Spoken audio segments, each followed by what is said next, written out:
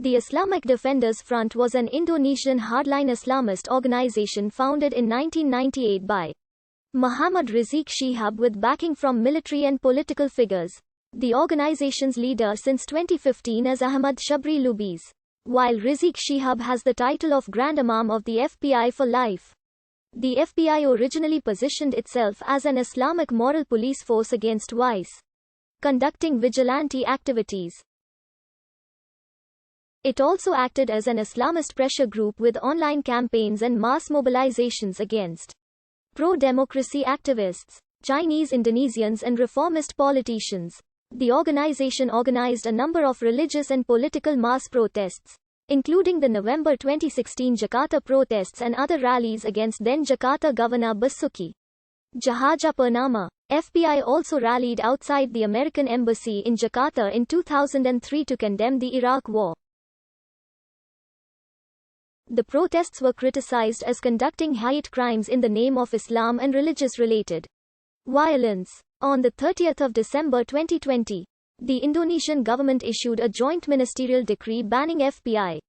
The government said FBI had threatened Indonesia's national ideology, committed illegal raids and atrocities including terrorism, and its organizational permit had expired. The government also showed footage of Rizik Shihab pledging FBI's allegiance to the Islamic State of Iraq and the Levant and supporting an ISIS-style caliphate. The disbandment came a few weeks after 6 FBI members were shot dead by police. FBI emerged on 17 August 1998 as an outcome of the meeting by religious leaders to commemorate the 53rd anniversary of Indonesian independence. The gathering took place at the Pesantren, notably Muhammad Rizik Shihab. The meeting discussed urgent issues faced by the Muslim community, namely the proliferation of makshat, killings of Muslims in places such as Tanjung Priok and Aceh, and the lack of Muslim organizations that can impose the Islamic doctrine of Amr Ma'ruf Nahi Munkar. The first major FBI campaign that garnered media attention was an incident in Ketapang, Central Jakarta in November 1998. The incident was triggered by the killing of a local Betawi Muslim teenager by Amboni's Christian, and rapidly escalated into a Muslim-Christian riot which claimed dozens of lives. The Betawi community called the support of FBI, which made an effort to prevent further escalation. The organization aims to implement Sharia law in Indonesia. Later, it transformed itself into an Islamist pressure group which furthers its political motives by promoting what is considered as religious or racial propaganda through the internet and occasional anti-government campaigns. However, in January 2017, several FBI official Twitter accounts were suspended due to violations of Twitter rules, including spamming, incivility and making threats. The emergence of FBI attracted strong interest among the high-rank members of the Indonesian military. The Indonesian military, previously suppressed political Islam during the New Order era, had been approaching toward conservative Islamic groups since Faisal Tanjung was inaugurated as the commander in 1993.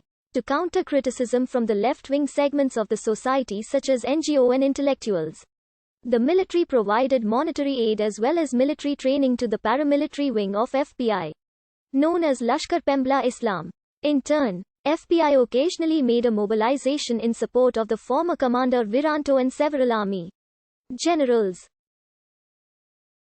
FBI also received patronage from the chief of Jakarta Police Nugroho Jayusman, B.J. Habibie, who succeeds presidency after Suharto.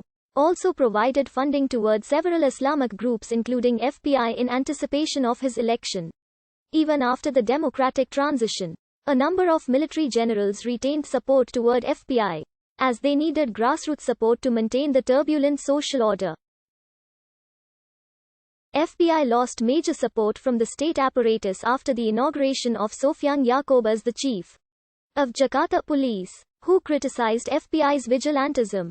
FBI's headquarters in Petamburan, Tanah Abang was raided by police in 2002 and 13 members were arrested following FBI's attack on nightclubs and billiard halls. Rizik was also arrested in 2003 and jailed for 7 months.